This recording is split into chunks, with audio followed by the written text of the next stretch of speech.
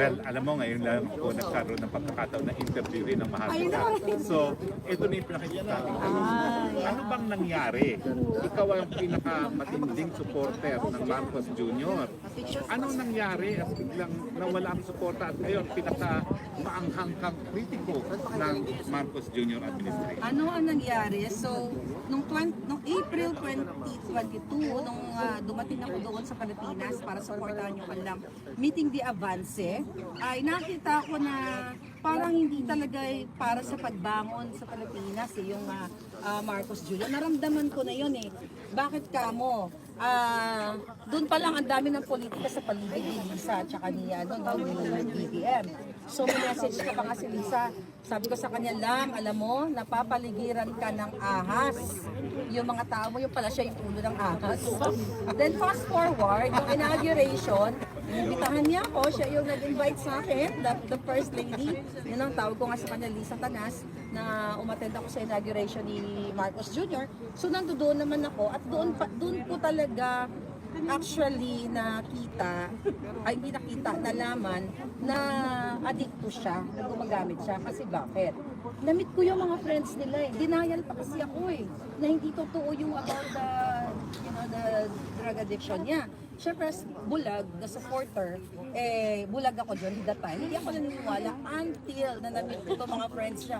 Pinapakita pang picture during the session. Hindi ko lang makuha yun eh, dahil ang sabi sa akin ng friend niya, this is for your eyes only. So nakita ako dun sa picture na yun na talagang nag-session sila.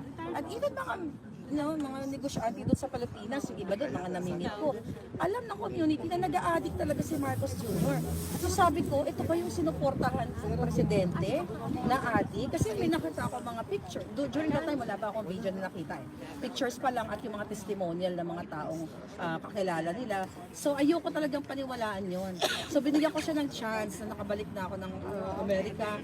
So yung mga OFW na mga nagpa-follow sa akin, nagme-message sa akin, may mga problema. So nakaupo na to si Marcos sa Marlica, ito kami, ito yung sitwasyon namin. So nasanay ako ng PRRD Times, pino-forward ko yun sa mga agencies na pwede makatulong. Ito, pinorward ko, akala ko mas marami tayong matutulungang OFW kasi direkta ako kay Lisa. Pino-forward ko sa kanya, ito may problema. Dead ma yun, sing-song talaga, wala siyang sinabi, okay Marlica, I will forward you to this agency, to that. Sabi ko, bakit wala siyang pakialam sa problema ng mga Pilipino? So hanggang sa dumating yung time na marami mga information talaga akong nakatanggap na tinatago ko lang dito. Sasabihin ko ba to? Actually sabi ko pa nga, let's give them a chance, baka sakali, bago pa lang. Hanggang sa hindi ko na kinaya. So yung una spokes, yung I think sa Sibuya, sugar smuggling. So hanggang sa dumating na yung mga information from different people, from different putting us in the government. Kaya sabi ko, talagang hindi sila para sa bayan. So yun, doon nagsimula na ako. Kaya sabi ko, wala naman akong, sumuporta naman ako sa kanila na wala naman akong hiningin kapalit.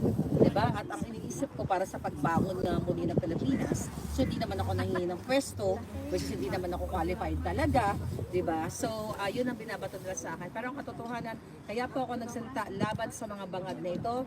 Number one, nung nakita ko yung photo na si Marcos Jr. ay nagbabangag talaga. Then ito yung mga anomalya, and syempre yung video lalo na pina-authentic dito sa Amerika. So yun na yun. At saka yung mga ginagawa nila sa atin, may progress ba Pilipinas? Wala. Diba? Yun lang yun eh. Walang... Ano yung nakita mong picture? Describe kung ano yung nagiinuman sila.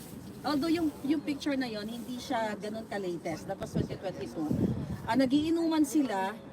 Well, yung iba doon patay niya eh. Yung kaibigan niya. Patay na nandun sa picture. Tapos may singot.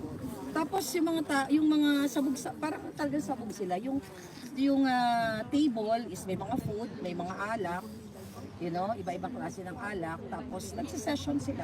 Siguro hindi ako nagkakamali doon sa picture na yun, siguro mga 7 to 8 na tao doon sa picture na yun. Hindi mo pa napapakita sa publiko yan? Wala kang kopya nun? Wala akong kopya nun kasi sabi nung kailala nila, this is for your eyes only. Hindi niya binigay sa akin.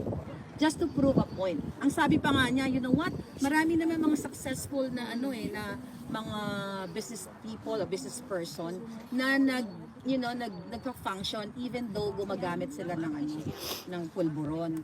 So ako naman, during the time na sinabi sa akin, sa loob-loob ko lang yon. Pero kasi denial pa na, okay, sabi ko na ganun yung thinking niya. Pero umasa pa rin ako. Umasa din ako sa sinabi niya na sana nga kahit na gumagamit siya, gawin niya yung tama para sa Pilipinas.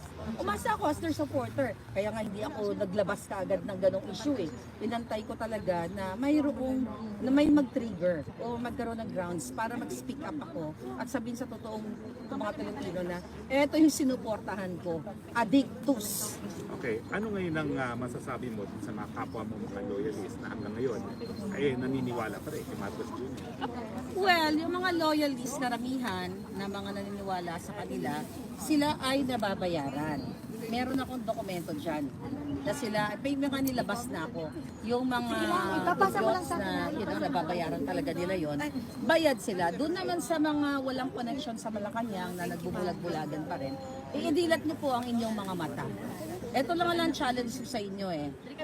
Kung ako ay para lang sa pera, kung ako ay para sa posisyon, hindi na po ako nagsalita. Diba? Nandoon na ako, katabi ko na First Lady. Pwede na ako magsunod-sunuran sa kanya. I can make millions of billions of money na nakawin ko sa inyo. Pero I chose to fight for what is right.